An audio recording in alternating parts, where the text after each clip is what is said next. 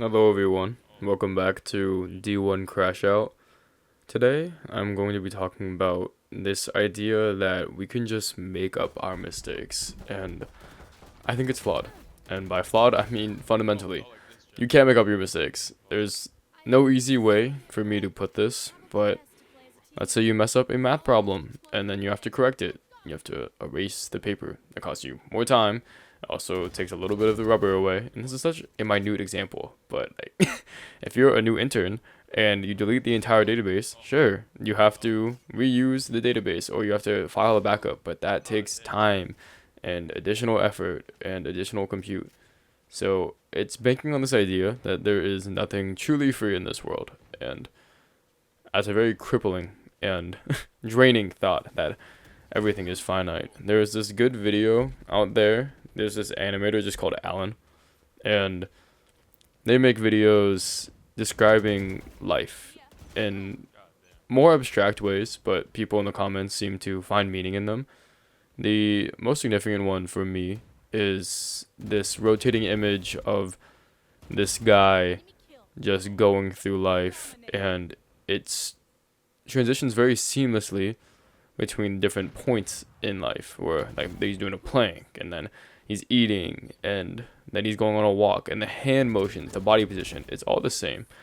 And to me, that kind of just banked on this grand notion that our time is finite, it's limited, right? But we let those days blend together. The reason why people chase things that are novel and new is because it's exciting and it makes them happy. But more importantly, it feels like time slows down. When we need to process new things, when we need to take a step back and actually try to understand the situation in a new light, it slows our brain down because there's more things to think about. And when we have routine, something regimented, it speeds time up because our brain has to think about less. It becomes more natural. Those pathways are well defined. So to all my thrill seekers and my chasers, I look down on that mindset because I like routine, I like balance, but it's very understandable and it's ingrained in our habits. It's the same reason why people get excited when you give away control and you watch Instagram Reels, or why you're happy when you're looking out the window and watching the world go by on a family road trip. It's new scenery. Humans were made to naturally fear the unknown. At the same time, in the unknown, there are opportunities, and the brain also ingrains big dopamine rushes for being curious. And I think curiosity is an incredibly undervalued skill in our society, and it's because of this fear of failure, right? The social media and cancel culture, I should say more specifically, along with just increased visibility all throughout of our lives, with everything being documented. That's why people are looking for things that are genuine, in my opinion. It's put on this pressure, this notion that people need to be perfect, even down to what I dealt with in high school. Not dealt with, but everyone talks about the East Bay Area. I'm sorry, that's where I'm from, East San Francisco Bay Area, whatever you want to call it. People are perfect, and they're such overachievers, and everybody has this like game plan when they come into high school, and the norm is that we take all those AP classes and honors, even do the dual enrollment, and there's this idea that things are perfect and that people are perfect, and when you put it all on a resume, that it's all like willy-nilly, that everything is this all perfect fabricated world, and that's just not the reality.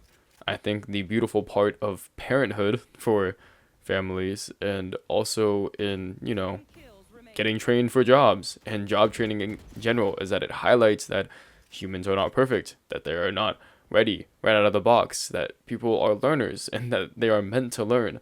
And the whole point of going through school and going through the motions and everybody getting A's, not everybody, but the system is designed for many to get A's and be high achieving, when you could get pushed harder and your average actually could be C's, like in college, and it is, which shows that high school, middle school, elementary school, they are meant for you to do very well. And it is entirely because you are meant to overachieve in those. And it's meant for you to be able to make mistakes and be able to recover from those mistakes, and for mistakes to not be as costly as they are in the real world. Sure, it's easing your ego into things, but the big idea of parenthood and growing up in general is that you're getting prepared for the world under circumstances in which your mistakes are reparable. Launching missile. Once you go out into the real world, you should feel like your mistakes are reparable. I cannot stress this enough that everything you do costs something. Your parents cost money to give you food and maybe pep talks and attention and care and stress, the inability for your child to understand for so long, to have to abstract information from curious children until their minds are in a place or their environment is in a place where they can understand it. And to a parent, they want to give you that childlike joy that they never had. But the whole point of growing up is it's a difficult balance for a lot of people. So, kudos. Wrongdoing out. Parents.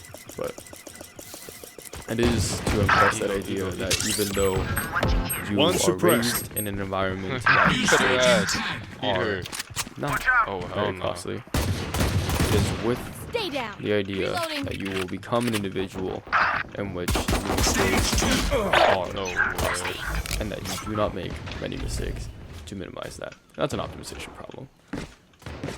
Bottom line is, if you never make mistakes, right? People who study the first time are probably not a material. You study, you fail, and then by the time you get the test, it's really easy.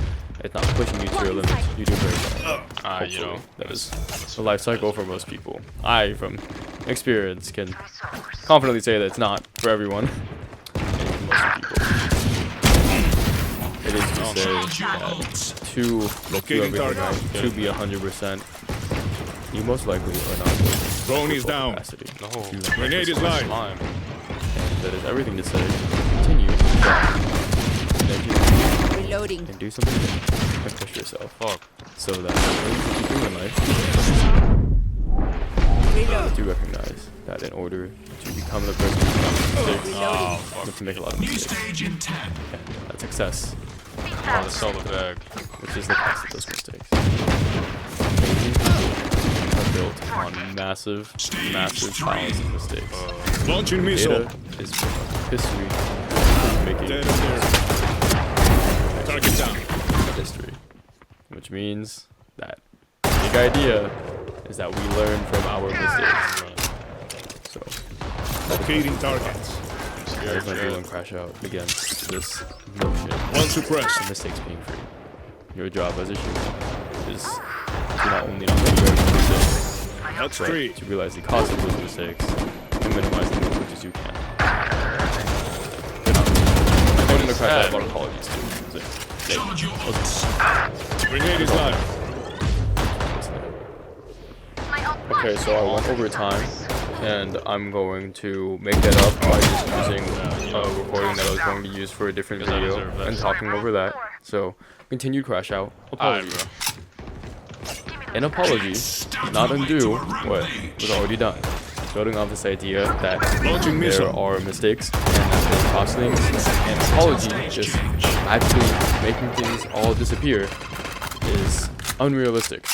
I know people who do not apologize enough because they realize that apologies don't really mean anything substantively in the sense that it doesn't magically make them disappear. But also people who apologize too much and use it as a get out of jail free card for their actions. Take accountability for your actions. I feel like that shouldn't be a big PSA.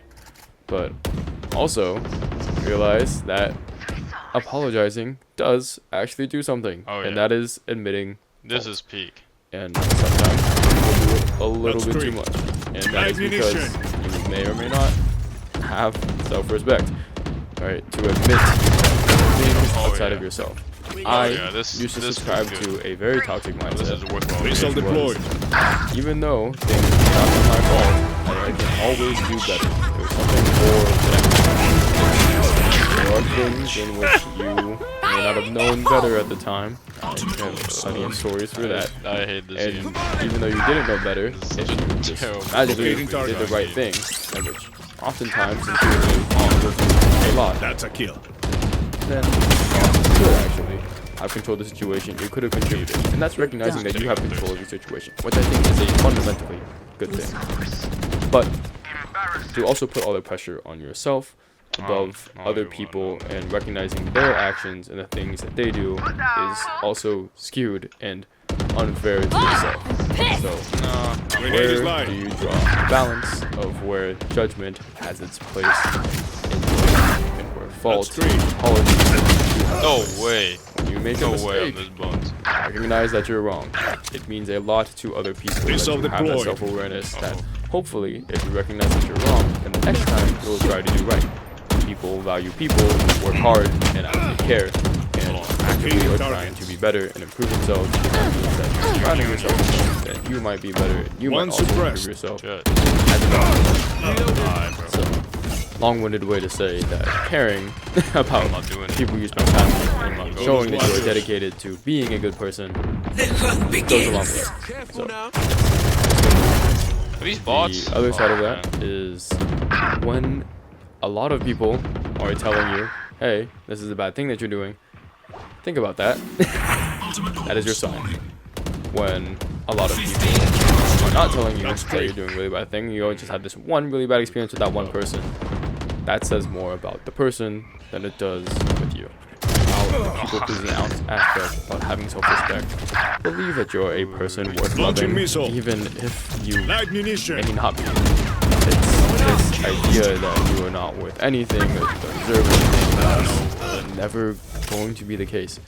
I've already talked about it in a different video, but people will never feel ready or feel like they deserve something. It's all yes, you live your life and sometimes you get things, sometimes you don't. Sometimes people who really deserve things don't get those things, other people have that's life.